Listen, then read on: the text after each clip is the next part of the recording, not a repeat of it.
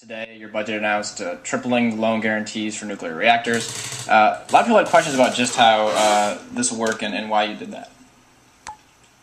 President Obama, record numbers of young people elected you in support of a clean energy future.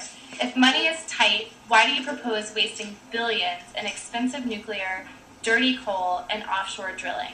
We need to ramp up efficiency, wind, and solar that are all economically sustainable and create clean and safe jobs for our generation.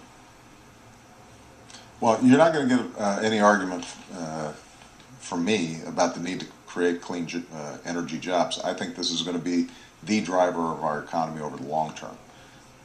And that's why we put in record amounts of money for solar and wind and biodiesel and all the other alternative clean energy sources that are out there.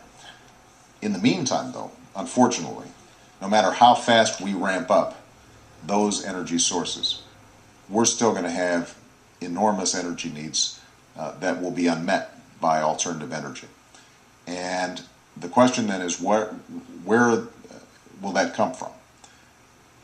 Nuclear energy has the advantage of not emitting greenhouse gases. Mm-hmm. For those who are concerned about climate change, we have to recognize that countries like Japan and France and others have been much more aggressive in their nuclear industry and much more successful in having that a larger part of their portfolio without incident, without accidents.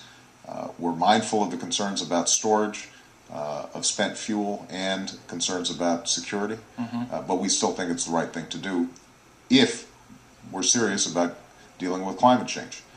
With respect to clean coal technology, it is not possible at this point to completely eliminate coal from the menu of our energy options.